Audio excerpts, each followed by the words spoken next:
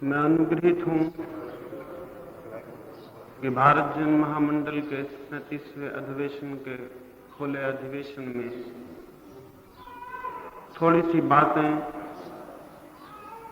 जैन जीवन दर्शन और जैन विचार क्रांति के बुनियाद आधारभूत सिद्धांतों के संबंध में आपसे कहूं। ये इसलिए महत्वपूर्ण है, इसलिए नहीं कि हम जैन हैं इसलिए हम जैन विचार का अनुमोदन करें, बल्कि इसलिए कि इस युग को, इस अशांत और बेचैन सदी को, जिस विचार पद्धति को हम जैन कहते हैं उसके मार्ग से प्रकाश मिल सकता है। हम एक अंधेरे में हैं और वे सारे उपाय उपयोगी और स्वागत के योग्य हैं जिस अंधेरे के बाहर ले जाने का आग्रह करते हैं। कोई इतनी प्राचीन संस्कृति भारत की जिसके पुराने इतिहास के प्रारंभिक क्षणों का कोई पता नहीं है, एक विशिष्ट प्रकाश के सहारे जीती आई है और आज सारी दुनिया को यह अनुभव हो रहा है कि वे जिस रास्ते पर गए हैं उससे वापस लौटना अनिवार्य है, क्योंकि आगे रास्ता समाप्त हो जाता है। जैनों ने जिस आत्मिक शांति के आनंद के लिए प्रयोग किए हैं वे हमारे युग के काम आ सकते हैं, लेकिन वे काम इस तरह नहीं आएंगे कि हम दुनिया से कहें कि तुम अहिंसा को मान लो और हम हिंसक लोगों से कहें कि तुम अहिंसा को मानो, हिंसा को अस्वीकार कर दो। न वे इस तरह से उपयोग के होंगे कि हम उन लोगों को जो कि संप्रदाय से बंधे हैं कि कहें कि तुम संप्रदाय छोड़ दो। ये बातें वैसी ही फिजूल हैं जैसे हम किसी ज्वरग्रस्त आदमी से कहें कि तुम अपने बुखार को छोड़ दो। बुखार छोड़ा नहीं जाता है, बुखार छोड़ा नहीं जा सकता, उसके लिए कुछ उपाय करने होते हैं। मैं भी बहुत बातें सुना, उन बातों में इस बात की चर्चा थी कि संप्रदाय छोड़ दिए जाने चाहिए, लेकिन इस संबंध में एक भी बात नहीं कही गई कि संप्रदाय पैदा क्यों होते हैं और हमारे मन में कहां गांठ और बीज जहां से संप्रदाय को जन्म मिलता है। जब तक वो गांठ समाप्त नहीं होती हमारे लाख प्रस्ताव कागज की टोकरी में फेंक दिए जाएंगे, उनका कोई अर्थ नहीं है। और मैं आपसे ये भी कहूं कि हम ये भी कल्पना करते हैं कि सारी दुनिया अहिंसक हो जाए और वे लोग जो हिंसक अहिंसक हो जाएं, लेकिन हम कभी ये नहीं पूछते कि आदमी हिंसक है क्यों और उसके मन में कौन सी जगह है जहां से हिंसा को जन्म मिलता है। अगर हम उस बुनियादी बात को नहीं समझ लेते और अपने में और लोगों में उस क्रांति के विज्ञान को नहीं समझा देते तो हमारी बातों का कोई उपयोग नहीं हो सकता है। मैं आपसे बहुत स्पष्ट कहूं, जैन दर्शन का मूल आधार अहिंसा नहीं है। आप घबराएं ना, मैं उसे थोड़ा समझाना चाहता हूं। जैन दर्शन का मूल आधार अहिंसा नहीं है। अहिंसा किसी दर्शन का मूल आधार नहीं हो सकता है। अहिंसा उपलब्धि है, अहिंसा साधना नहीं है। एक किसान, एक बागवान अपने बगीचे में फूल बोता है, बीज बोता है, पानी फेंकता है, खाद फेंकता है, सूरज की रोशनी की व्यवस्था करता है, फिर पौधा बड़ा होता है और उसमें फूल आते हैं। फूल आखिरी उपलब्धि है, करना कुछ और पड़ता है, फिर फूल आते हैं। अहिंसा जीवन की उपलब्धि है, कुछ और करना होता है, उससे अहिंसा आती है। कुछ और को अगर हम भूल जाएं और अहिंसा हिंसा की बातें करें तो वो गलती उस कहानी जैसी होगी जो मैं आपको सुनाता हूं। आधुनिक युग के एक बहुत बड़े विचारक माओ से तुंग ने अपने बचपन की एक घटना लिखी है। उन्होंने लिखा है, जब मैं बच्चा था तो मेरी मां की एक छोटी सी बगिया थी। मां बीमार पड़ी, मैंने मां से कहा घबराओ मत, मैं बगिया के फूलों की रक्षा कर लूंगा। मां खाट पर थी, मकान के भीतर थी, बाहर भी आना संभव नहीं था। माओ से तुंग ने फूलों को पानी देना शुरू किया। वो रोज सुबह से सांझ तक फूलों की फिक्र करते, एक एक फूल को पानी देते। 15 दिन में बगिया सूख गई, 15 दिन में बगिया मुरझा गई। मां ठीक हुई, वो बाहर आई, उन्होंने देखा ये बगिया का क्या हुआ माओ, तुम तो रोज मेहनत करते थे। माओ ने कहा मैंने एक एक फूल को पानी दिया। लेकिन बगिया सूखती चली गई। माने का फूल के प्राण जड़ में होते हैं, फूल को पानी देने से कोई मतलब नहीं है। और अगर हम जड़ को भूल जाएंगे तो फूल की चर्चा से कोई अर्थ नहीं होता है। अहिंसा जैन जीवन दृष्टि के साधना का अंतिम परिणाम है। अहिंसा साधना का प्रारंभ नहीं है। सारे जैन जगत ने जो असुविधा अनुभव की है पिछले 5000 वर्षों में, और जो हम दुनिया को अपनी बात नहीं समझा सके, उसका गलत शुरुआत से उसका संबंध है। हम लोगों से कहते हैं अहिंसक हो जाओ, और हम ये भूल जाते हैं कि अहिंसक होना कुछ और बात से संबंधित है। इन 5000 वर्षों में हमने इतना प्रचार किया है। ये भ्रांति है लोगों की कि साहित्य कम है इसलिए अहिंसा का प्रचार नहीं होता। हिंदी में साहित्य तो काफी है, संस्कृत में साहित्य तो काफी है। उसको पढ़ के कोई अहिंसक होता है? अगर उसको पढ़ के कोई अहिंसक नहीं होता तो अंग्रेजी में साहित्य होने से अंग्रेज कैसे अहिंसक हो जाएगा? साहित्य से कोई अहिंसक नहीं होता। अगर साहित्य से अहिंसक लोग होते तो बात बहुत आसान थी, कभी की हो जाती। बात कुछ और है, उस कुछ और बात के संबंध में थोड़ी सी चर्चा करनी जरूरी है। मेरा देखना है, और मैं आपसे विनय से कहता हूं, महावीर ने जो किया था वो कुछ और था, जो हमको दिखा है वो कुछ और है। हमको फूल दिखाई पड़ते हैं, जमीन के नीचे की जड़ें दिखाई नहीं पड़ती। महावीर के जीवन में जब अहिंसा प्रकट हुई तब हमने उन्हें पूजना शुरू किया। हमको दिखा कि महावीर के जीवन में अहिंसा है, प्रेम है, ब्रह्मचर्य है, सत्य है। लेकिन हम ये पूछें कि महावीर ने क्या किया जिससे महावीर की हिंसा चली गई और अहिंसा आई, जिससे महावीर का अब्रह्मचर्य चला गया और ब्रह्मचर्य आया, जिससे महावीर का असत्य चला गया और सत्य आया। महावीर के आंतरिक जीवन में वो कौन सी घटना घटी जिसने ये क्रांति फैला दी? महावीर के बाह्य जीवन में अहिंसा का अवतरण हुआ। अगर हम ये न समझेंगे, अगर महावीर के भीतर जो घटा वो न समझेंगे, वो रासायनिक परिवर्तन अगर हमें समझ में नहीं आएगा तो हम महावीर को पूछते रहेंगे लेकिन अहिंसक नहीं हो सकते हैं।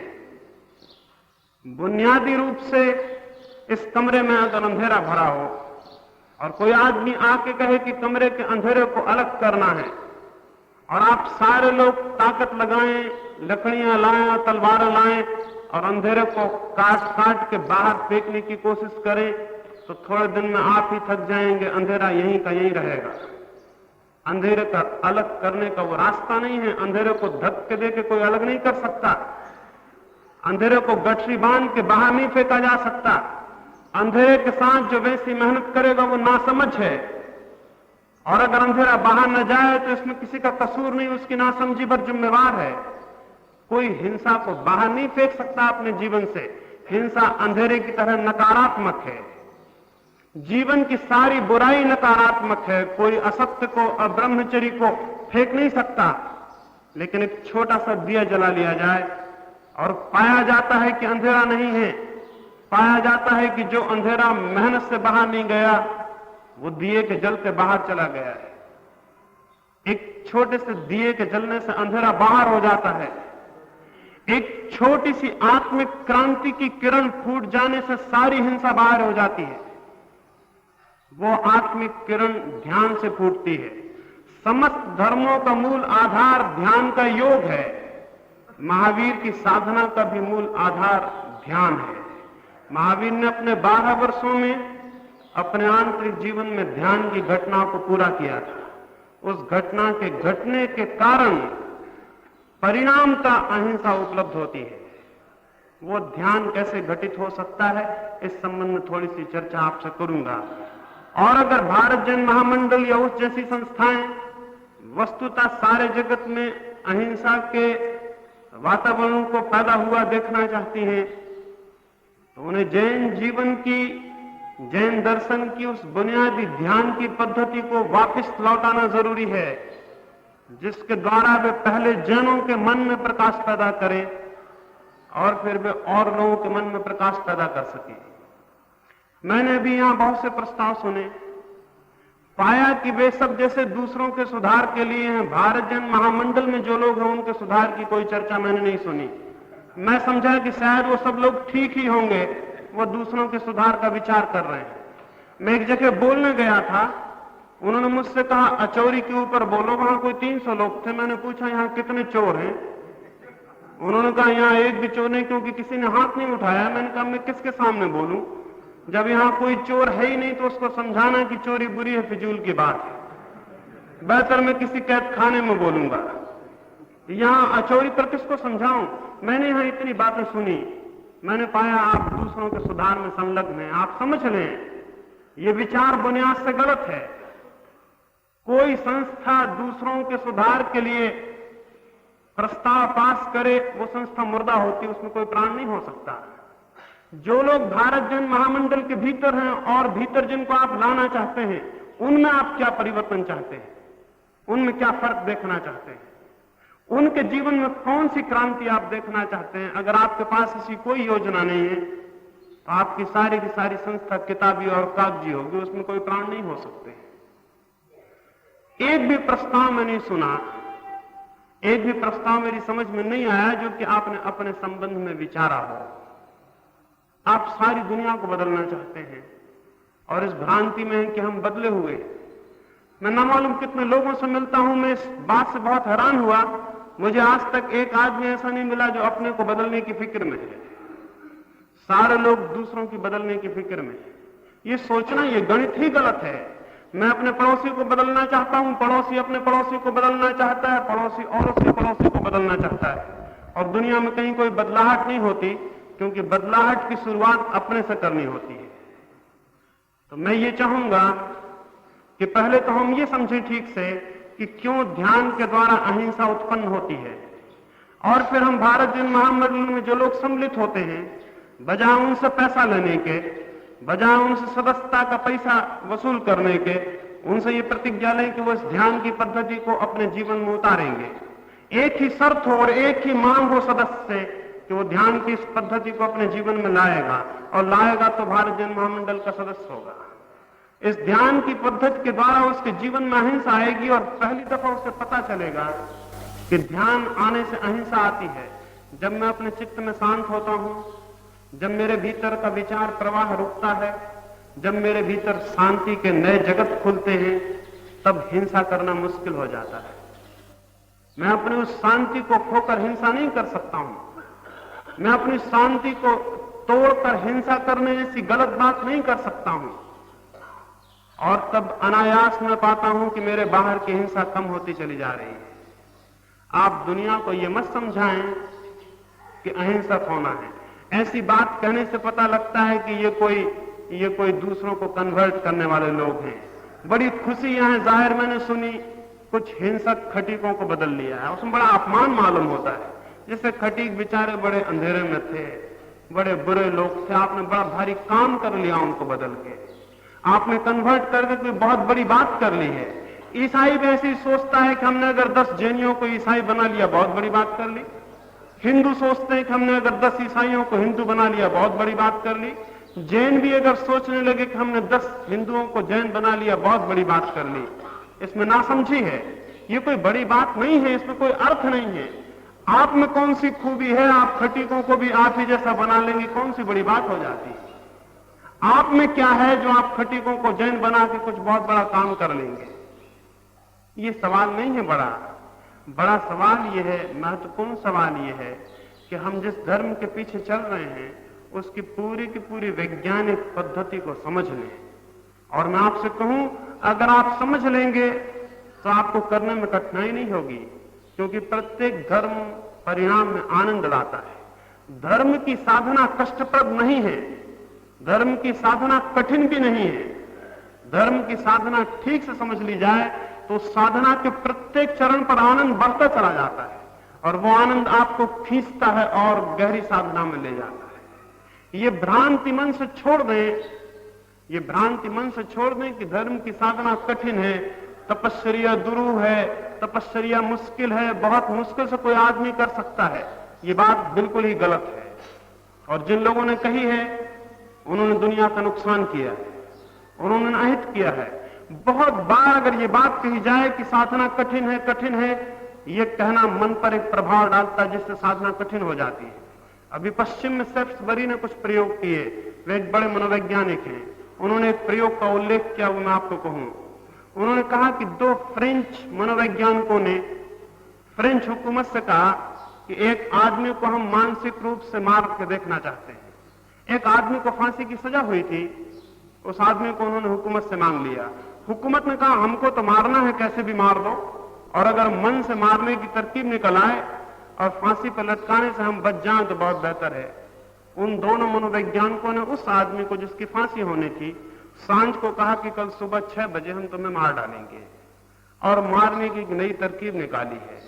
हम तुम्हें आंख पर पट्टी बांध के लिटा देंगे और तुम्हारे दोनों हाथों पर छेद करेंगे और उनसे खून को आहिस्ता आहिस्ता बाहर खींच लेंगे। 20 मिनट के भीतर तुम्हारा खून बाहर निकल जाएगा, और 20 मिनट पूरे होते होते तुम्हारी सांस अपने आप डूब जाएगी।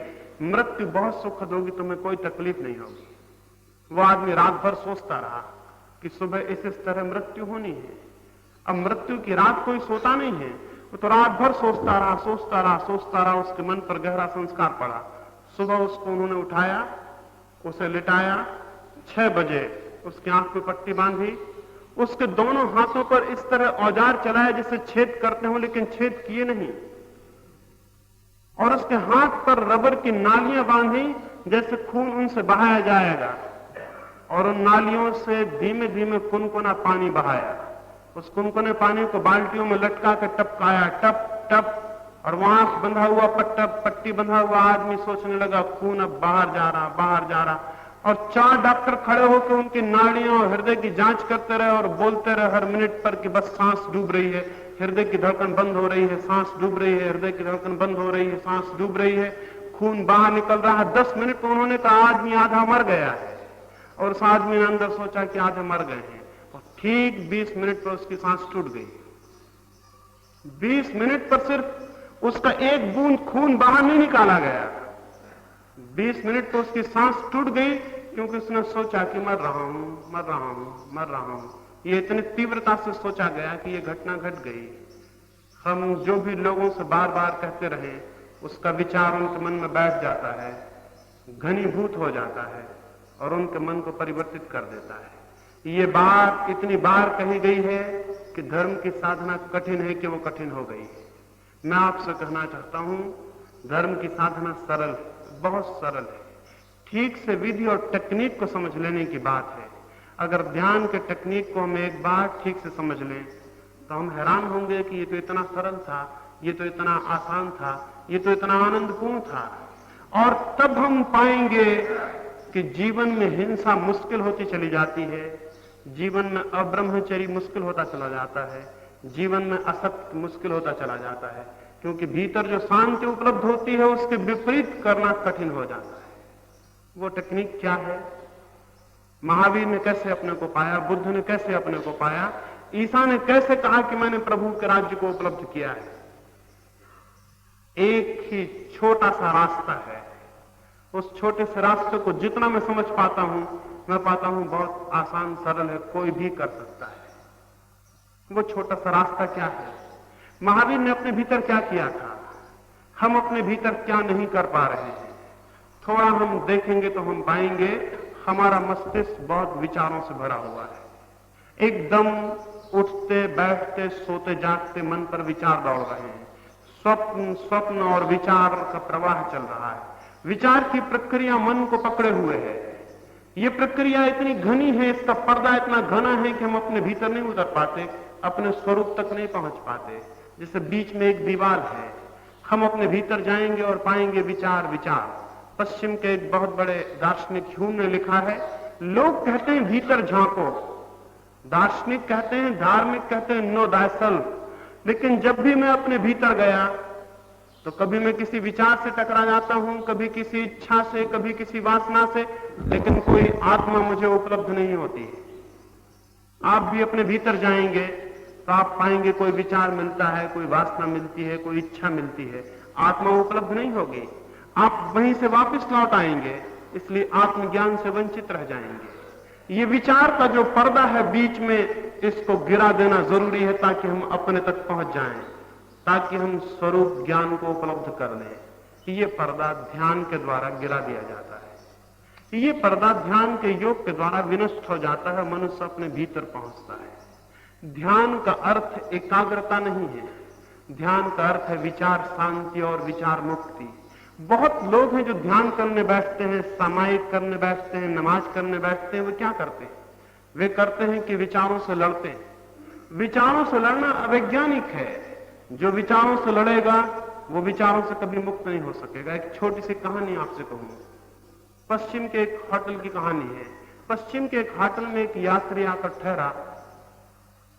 उस होटल के मालिक ने कहा, मेरी होटल में जगह कम है, एक ही कमरा खाली है, वो मैं आपको देना नहीं चाहता, क्योंकि उस कमरे के नीचे एक उपद्रवी सज्जन ठहरे हुए हैं।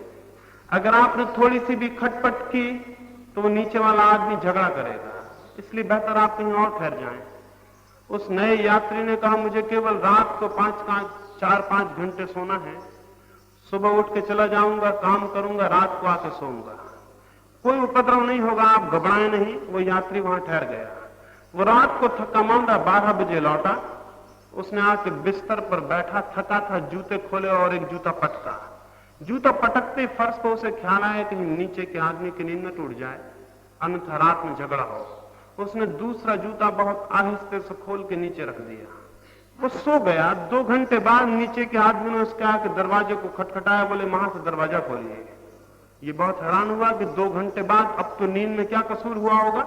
इसने दरवाजा खोला। उस आदमी ने कहा, मैं एक बात पूछना है, दूसरे जूते का क्या हुआ? आदमी ने कहा, आपको क्या? इसने कहा, दूसरा जूता मैंने आहिस्ते से रख दिया था, कोई भूल हुई? उसने कहा, भूल निश्चित हुई, क्योंकि जब पहला जूता गिरा मैंने कहा अच्छा वहां से आ गए, जूता खोल रहे हैं, लेकिन जब मैंने देखा कि दूसरा जूता गिरता ही नहीं तो मैं बहुत हैरान हुआ। मैंने अपने मन से इस विचार को निकालने की बहुत कोशिश की कि मुझे दूसरे के जूते से क्या मतलब है, लेकिन जितना मैं कोशिश करने लगा ये विचार मेरे मन में दुगनी ताकत से आने लगा कि दूसरे जूते का क्या हुआ। अगर आप भी विचारों को धक्का देने की कोशिश करेंगे, उन्हें निकालने की कोशिश करेंगे, तो वही घटना होगी कि दूसरे जूते का जो कहानी में, दूसरे जूते की कहानी में हुई। मन से किसी विचार को धक्के देकर नहीं निकाला जाता है। केवल मन के विचारों के प्रति साक्षी चेतना पैदा करने से, केवल मन के विचारों को शांत होकर देखने से विचार आहिस्ता आहिस्ता गिरते चले जाते हैं। उनसे झगड़ना नहीं होता, केवल उनको देखना होता है। सम्यक दृष्टि या सम्यक दर्शन का कोई और अर्थ नहीं है। साधना के जगत में उसका अर्थ है अपने भीतर जो जगत है विचारों का, उसमें शांत होकर साक्षी बन जाना। मैं आपको देख रहा हूं, मैं सिर्फ आपको देख रहा हूं। देखने से मुझे पता चलता है आप अलग हैं, मैं अलग हूं, क्योंकि देखने वाला जिसे देख रहा है उससे अलग होता है। अगर आप अपने विचारों को देखेंगे शांत मन से, न उनको छेड़ेंगे न उनका विरोध करेंगे, तो आप पाएंगे कि आप में एक नई चेतना का उदय हो रहा है, आप में एक दृष्टा का उदय हो रहा है, और आप देख पा रहे हैं कि विचार मुझसे अलग हैं और मैं विचार से अलग हूं। ये प्रतीति कि मैं विचार से अलग हूं, मैं मन नहीं हूं, मनुष्य को शांत झील की तरह एक दर्पण में बदल देती है। उस दर्पण में आत्मबोध, आत्मज्ञान का उदय होता है। हम अपने से परिचित होते हैं, और अपने से परिचित होना अद्भुत आनंद है, अद्भुत शांति है। जो अपने से परिचित होता है वो दूसरे से परिचित हो जाता है। जैसे मैंने अपने को देखा, मैंने सबको देख लिया, क्योंकि जो मेरे भीतर बैठा है वो आपके भीतर बैठा है। और जिस दिन मैं ये देखता हूं कि जो मैं हूं वही तुम भी हो, उसी दिन मैं अहिंसक हो जाता हूं, उसी क्षण में अहिंसक हो जाता हूं, क्योंकि मैं अपने को चोट नहीं पहुंचा सकता, कोई अपने को चोट नहीं पहुंचा सकता। महावीर अहिंसक थे इसलिए कि जो उन्हें अपने भीतर दिखाई दे रहा था वही सबके भीतर दिखाई दे रहा था। जो उन्हें अपने भीतर बोध हो रहा था वो सबके भीतर बोध हो रहा था। जब वो सबके भीतर फैल कर दिख रहे थे तो फिर हिंसा करनी मुश्किल थी, फिर हिंसा करनी कठिन थी। हिंसा करनी कठिन हो जानी चाहिए, तब आदमी अहिंसक होता है। कोई मांस मछली छोड़ देने से, कोई पानी छान के पी लेने से, कोई मांसाहार नहीं करने से कोई अहिंसक नहीं होता। अहिंसक बुनियादी रूप से तब होती है कोई चेतना जब वो जानती है जो मैं हूं वही दूसरी तरफ भी खड़ा हुआ है। और तब हिंसा असंभव हो जाती है। अगर हम इस दुनिया को अहिंसक देखना चाहते हैं तो हमें महावीर की ध्यान पद्धति को सारे लोगों तक पहुंचा देना अनिवार्य है। अगर हम उस ध्यान की पद्धति को पहुंचा देते हैं तो बिना किसी को जैन बनाए हम सबको जैन बना लेंगे, और जब भी हम किसी को जैन बनाते हैं हम गलत काम करते हैं। जैन बनाने से क्या प्रयोजन है? 25,000 हुए कि 50 लाख हुए कि 50 करोड़ हुए, इससे क्या अर्थ है? जिन समाजों की संख्या 50 करोड़ है वो कुछ बेहतर आत्मिक जीवन में है, जिनकी संख्या 50 करोड़ से ऊपर है उनका कोई बेहतर आत्मिक जीवन है। अगर आप भी 50 करोड़ हो गए तो क्या होगा? इससे क्या फर्क पड़ता है कि आप कितने हैं? आप 5 लाख हैं कि 5 करोड़, इससे क्या फर्क पड़ता है? इससे कोई फर्क नहीं पड़ता, इससे कोई अर्थ नहीं है, इससे कोई प्रयोजन नहीं है। बुनियादी बात यह है कि बिना नामों को चिल्लाए महावीर की बुनियादी साधना को, महावीर तो नहीं कहते रहे होंगे कि ये कोई जैन साधना पद्धति है, ये तो उनके पीछे चलने वाले लोगों ने कहा होगा। महावीर ने तो कहा होगा मुझे ऐसा दिखता है, तुम ऐसा करो ऐसा हो जाएगा, तुम ऐसा करो ऐसा हो जाएगा। हम भी लोगों से इतना ही कहें कि ऐसा करो, इससे आत्मिक शांति और आनंद उपलब्ध होता है, इससे तुम शांति के जगत में पहुंच जाओगे। और तब वो आदमी चाहे जैन हो और चाहे जैन ना हो, ये भ्रांति छोड़ दो। जैन धर्म को कन्वर्सन करने वाला धर्म बनाने की जरूरत नहीं है, वो नासमझी बहुत दूसरे धर्मों ने की है। दूसरे धर्मों को क्या मिला? और जब भी कोई धर्म दूसरों को कन्वर्ट करता है वो हिंसक हो जाता है, उसकी वृत्ति में हिंसा हो जाती है। उसकी वृत्ति में यह होता है दूसरे बुरे हैं उनको बदलना है। जो दूसरों को बुरा देखता है वो अहिंसक नहीं है। जब कोई आदमी किसी दूसरे को एक संगठन में लाना चाहता है तो गलत रास्तों का उपयोग करता है। अभी एक सज्जन ने कहा साम दाम दंड भेद कैसे भी हो। अब उनके पागलपन को देखो, साम दाम दंड भेद कैसे भी हो, लोगों को अहिंसक बनाना है। अब ये तो हिंसा हो गई, बुनियाद में हिंसा हो गई। ऐसा आदमी दुनिया को अहिंसक बनाएगा, ऐसा आदमी दुनिया को अहिंसक नहीं बना सकता। और हमारे मन में इस तरह की वृत्ति है तो वो वृत्ति हिंसा की है। किसी को बदलना नहीं है, किसी को अपने धर्म में नहीं लाना है। लेकिन महावीर ने एक पद्धति दी है दुनिया को, वो पद्धति अधूरी न रह जाए, वो पद्धति अंधेरे में न रह जाए, उसको न जानने के कारण कोई शांति आनंद से वंचित न रह जाए। ये वृत्ति अगर हम में पैदा हो तो सबसे पहला काम तो ये कि मैं उसका उपयोग करूं, मैं अपने को बदलूं, मैं अपने को शांति से जोड़ूं। और तब आनंद के कारण धर्म को फैलाने के लिए नहीं, संप्रदाय को फैलाने के लिए नहीं, संख्या का मजा लेने के लिए नहीं, अहंकार को बड़ा करने के लिए नहीं, बल्कि इसलिए एक आनंद का रास्ता मुझे मिला है, मेरे पड़ोसी को भी मिल जाए। एक आनंद का रास्ता मुझे मिला है, मेरे प्रेमियों को भी मिल जाए, मैं जिनको चाहता हूं उनको भी मिल जाए, वे अंधेरे में न भटके। उनको एक आत्मिक जीवन की चिकित्सा देने के लिए हम उस पद्धति को लोगों से कहें, उसको लोगों तक पहुंचा दें, सारी दुनिया तक पहुंचा दें। तब सारी दुनिया भी जैन हो सकती है बिना जैन कहे। जैन कहने की कोई आवश्यकता नहीं है, किसी को जैन बनाने की कोई आवश्यकता नहीं है। मैं ये थोड़ी सी बातें आपसे कहा, ये थोड़ी सी बातें इस आग्रह से कहा हूं कि मुझे लगता है, मुझे स्पष्ट दिखता है कि हमारे पास एक बहुत बड़ा विज्ञान है और उस विज्ञान को हम अंधेरे में दबाए रखे रहें तो गलती है। लेकिन इतना मैं आपसे कह दूं, इस विज्ञान का संबंध किताबें लिखने से नहीं है, पंडितों और लाइब्रेरी से नहीं है, कितने आपके पास ग्रंथ हैं इससे कोई संबंध नहीं है, और कितनी आपके पास बड़े बड़े संग्रहालय हैं इससे कोई संबंध नहीं। वो सब कोई अर्थ के नहीं, वो सब मुर्दा है। और कितने आपके पंडित रिसर्च करते हैं और कितने आपके पंडित पीएचडी और डीलिट हो रहे हैं, ये सब फिजूल की बातें, इनसे कोई अर्थ नहीं है। उन पंडितों को पकड़ो और पाओगे वो साधारण आदमी, जरा उनको खुरेचो और पाओगे वो तो वही के वो जो दुकानदार थे, वही के वही, कोई फर्क तो नहीं है। आखिर पंडित होने से कुछ होता दुनिया में? महावीर पंडित नहीं थे और कोई ज्ञानी पंडित नहीं होता है। पंडित एक तरह का कचरा इकट्ठा करता, 10 किताबें पढ़ता, 50 किताबें पढ़ता, एक क्लर्की करता, कचरा इकट्ठा करता, उसको जमाता है, संवारता, फिर उसको कोई डीलिट देता, कोई पीएचडी देता। वो सब बच्चों जैसी बातें हैं, उनमें कोई अर्थ नहीं है। पंडित बहुत होते हैं, इससे कोई काम नहीं होता। साधक कितने हैं? सवाल साधना का है, सवाल साहित्य का नहीं है, सवाल साधना का है। कितने जैन ग्रंथ प्रकाशित है, इससे कोई मतलब नहीं है। हम क्या जैन साधना के मूल सूत्रों को थोड़ा बहुत अपने में उतार कर दूसरों को उतारने का रास्ता बता पा रहे हैं? सवाल इससे है। इसलिए साहित्य प्रकाशन करिए न करिए, उससे कुछ होता जाता नहीं। ईसाइयों ने कितना साहित्य प्रकाशित किया, क्या हुआ? ईसाइयों ने कितनी बाइबल बांटी है, क्या हुआ? ईसाई आपको बाइबल दे जाते हैं, आप पढ़ते हैं, और आप दे आइए किसी को महावीर वाणी, वो पढ़ने को है। आपने कितना ईसाई साहित्य पढ़ा, मैं ये पूछता हूं। और अगर आपने कोई ईसाई साहित्य नहीं पढ़ा तो आप सोचते हैं ईसाई जैन साहित्य को पढ़ेंगे, तो आप नासमझी का तर्क देते हैं। कोई किसी को नहीं पढ़ता, आदमी पहचाने जाते हैं, साहित्य नहीं पहचाना जाता। जो परिवर्तन हुए हैं वो लोगों के व्यक्तित्व, उनकी मैग्नेटिक शक्ति, उनके चमत्कारिक प्रभाव से हुए। महावीर को देखकर लोग जैन हुए थे, कोई महावीर वाणी को देख के जैन नहीं होता। हम कितने महावीर की परंपरा में नए नए साधक, शांत, प्रतिभाशाली लोगों को पैदा कर रहे हैं। उनकी आंखों की ज्योति और उनके चेहरे और उनके विचार और उनका जीवन कितना लोगों को खींचता है और कितने लोगों के दिलों को पकड़ लेता है, सवाल यह है। और अगर हम ये पैदा करते हैं और इस तरह के साधक अपने बीच जन्माते हैं और थोथी बातों में नहीं पड़ते, तो मैं निश्चित आपसे कहता हूं एक दुनिया आ सकती है जब हम ये दावा कर सकेंगे, चाहे तुम ईसाई हो, चाहे हिंदू, चाहे मुसलमान, लेकिन तुम्हें जैन साधना का उपयोग करना है।